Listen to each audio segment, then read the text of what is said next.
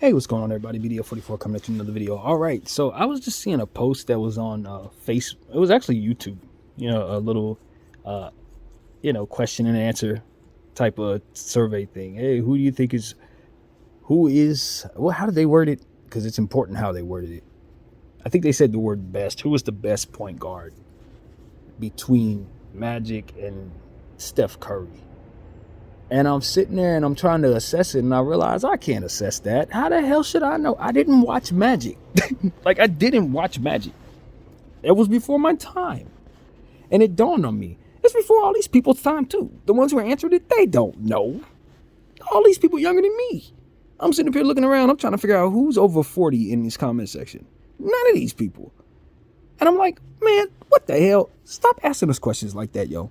If you're not going to replay Magic's entire seasons for us to see in real time, like literally, you know what I mean? Like they used to do on the classics where they play all the games. They need to literally do that. The NBA needs to have a classic NBA channel, right? For all of their NBA teams.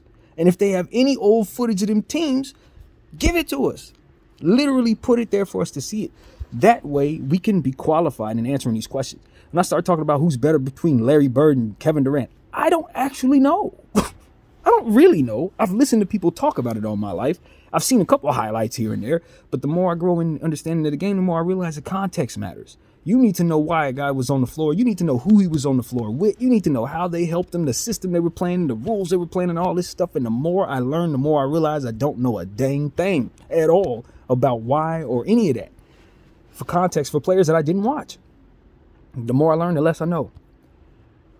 I sit up here and I realize, even the things I thought I knew, I'm not assessing it with the understanding that I have now.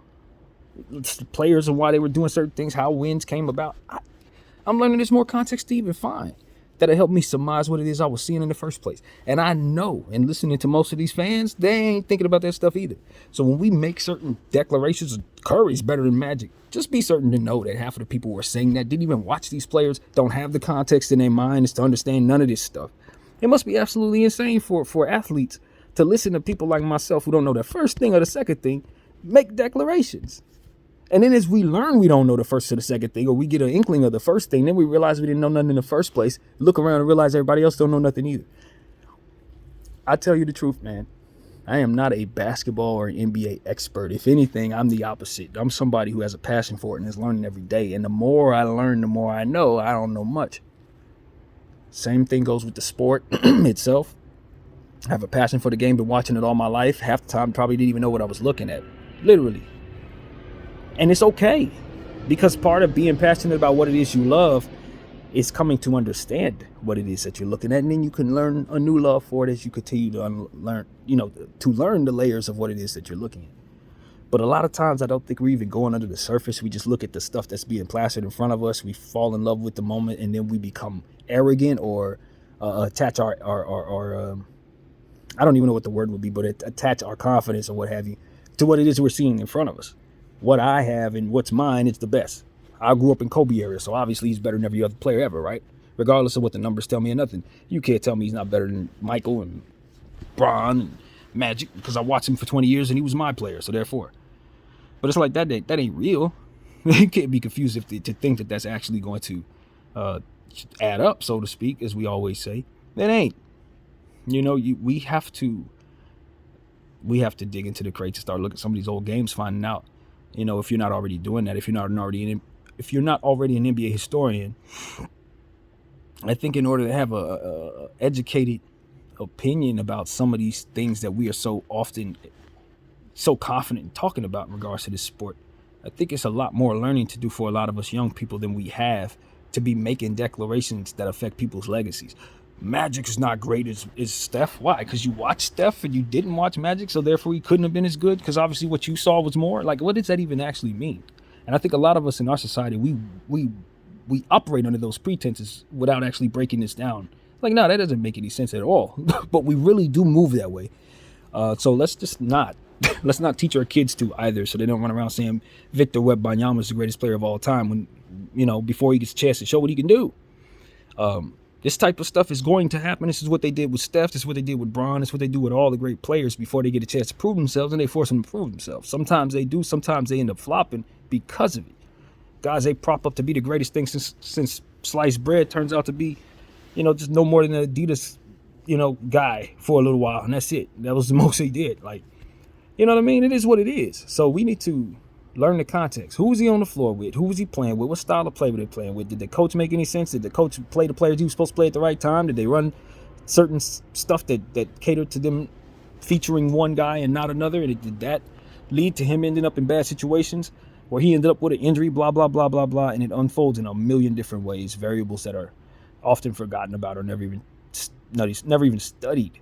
And then we make declarations about players, prop them up as greater than or less than when these things haven't been studied at all.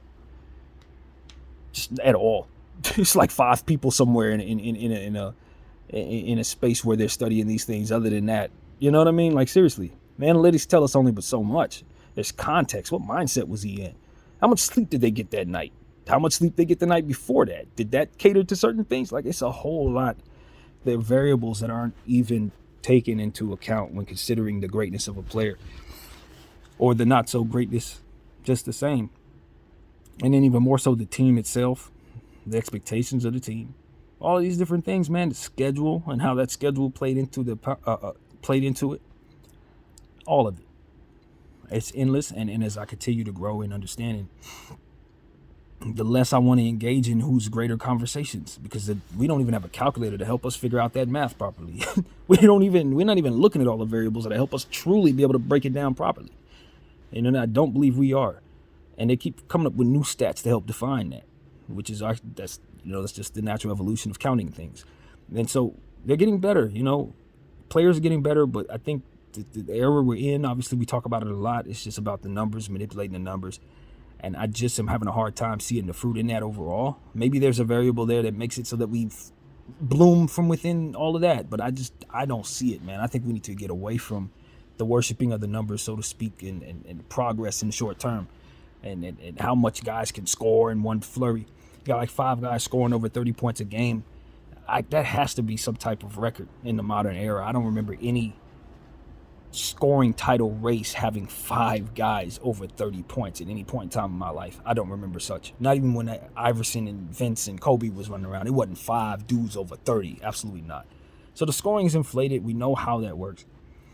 And it will be a variable that has to be worked into the equation when considering all of these things. Players, how well they're playing, how great they are, Hall of Fame status, and all these different things. That's a huge variable of style of play, and how it was, officiated, etc. Rules, salary cap situations. How much was the cap worth that year? And did they divvy it out in proper way so that the superstar could have the right teammates? All of that stuff could cater to why a guy had a championship or not. So are we looking at this the right way, I guess? When you look at individual stats, should they matter a little more than they do based on the variables that are outside of a player's control? When we consider you want to reward a winning team. And so a guy like Aaron Gordon is saying, I'll compete in the dunk contest if you get me an all-star game. I deserve to be in an all-star game because my team's winning and I'm playing well. But maybe there's another guy somewhere else who's in a different situation that's actually playing a little better, but because his team ain't winning, Aaron Gordon may get the all-star spot. I don't know that Aaron Gordon's not deserving, but is he more deserving? Well, if you look at it at face value and we apply that method to where if you're winning, then therefore you should be there. I guess that adds up. But I think there's a lot that goes into winning that has nothing to do with Aaron Gordon. There's a lot of things that go into the other team losing that play into Aaron's team's hands. So when he's rewarded for being as good as he is in a winning situation, you're giving him a little more than what he's actually doing in some cases. Now, do you care based on that same variable being in the opposite situation for that player who's playing a little better in a losing situation? I mean, I guess I don't know. I think that's the point. I really don't know. But I'm here to present to you that there are some variables out there that get leaked through the cracks and when we assess things this way. And you may have some inaccuracies and may be rewarding some people in unfair ways. And so I think that's what the NBA needs to continue to study. Continue to study that circumstances, how a guy's doing with other guys on the floor. Just whatever, anything that we're not needs to be taken into account. Hairs must be split when you're considering who the greatest is and how to assess who's better than other guys, etc. Based on the context differences that players may find themselves in at any given moment and coaching situations, etc. So, yeah, man, I'm not sure how to look at that. I don't know if I feel so good that the Denver Nuggets deserve to have 3 All-Stars just because they're the top of the West. I never really thought that was the best way to do it. But I also didn't necessarily think that a guy like Mitch Richmond, who was on like a 10-32 Sacramento Kings team, but is averaging like, 29 points a game, should probably be an All-Star team either. You know what I mean? I didn't necessarily felt that was the way to go either. So I think the NBA just needs to continue to study this and search for ways to break it down and make it a lot more sense than it does at this point. So guys aren't shooed into the Hall of Fame for stuff that they probably didn't really do a whole lot of, extra for, and other guys who don't get in the Hall of Fame don't get in because of circumstances that were very much outside of their control. So it is what it is, man. That's what's on my mind. I want the NBA to continue to get that work on getting that right, and for us fans to kind of work on understanding where it's not right yet.